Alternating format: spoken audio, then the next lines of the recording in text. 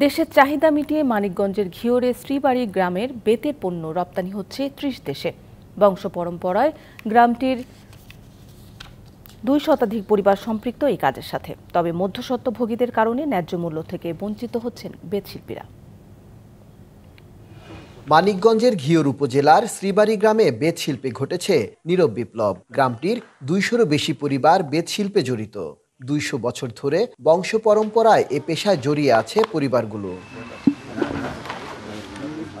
ঘরে ঘরে নারী পুরুষেরা ব্যস্ত বেত নিয়ে। বিভিন্ন স্থান থেকে কিনে আনা এসব বেত থেকে তৈরি হয় ঝুড়ি, ট্রে, ধামা, কাঠা, মোড়া, আয়নার ফ্রেম সহ অন্তত ৪০০ রকমের গৃহস্থালী উপাদান। স্থানীয় চাহিদা মিটিয়ে এসব পণ্য রপ্তানি হচ্ছে Japan, Germany, Italy, Canada, France, Denmark সহ অন্তত ৩০টি দেশে।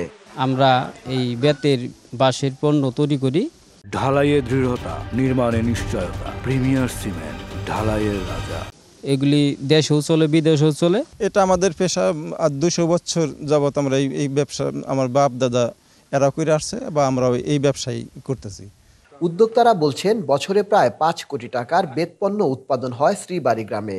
তবে সরাসরি ক্রেতাদের কাছে বিক্রি করতে না পারায় ন্যায্য দাম মিলছে না, রয়েছে পুঁজির সমস্যাও। ওরা যে দামে বেচে এই দাম তো আমাদের দেয় না।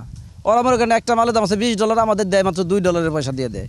বিভিন্ন যে ব্যাংকগুলো আছে সেই ব্যাংক থেকে যদি আমাদের বিনা সুদে এবং কি দীর্ঘমেয়াদী কিছু লোন আমাদের দেন, সেই লোন নিয়ে আমরা আমাদের ব্যবসায় কাজে লাগাতে পারবো। ঐতিহ্যবাহী বেতশিল্প টিকিয়ে রাখতে বিভিন্ন পরিকল্পনার কথা জানিয়েছেন জেলা প্রশাসক। এই পণ্যটাকে সাস্টেন করার জন্য ইতিমধ্যে কিন্তু উপজেলা প্রশাসন কর্তৃক বিভিন্ন উদ্যোগ গ্রহণ করা হয়েছে। তাদের কিছু সমস্যা ছিল, বাজারজাতকরণ থেকে শুরু করে বিপণন, এগুলো তো এগুলোর সমস্যাগুলো সমাধানের লক্ষ্যে কিন্তু জেলা প্রশাসন নির্দেশনায় কাজ করছে। ৬০ টাকা থেকে ৪,০০০ টাকা দামের এক একটি বেতপণ্য তৈরি হয় শ্রীবাড়ি গ্রামে। Ashraful Alam Liton, DBC news, Manikganj.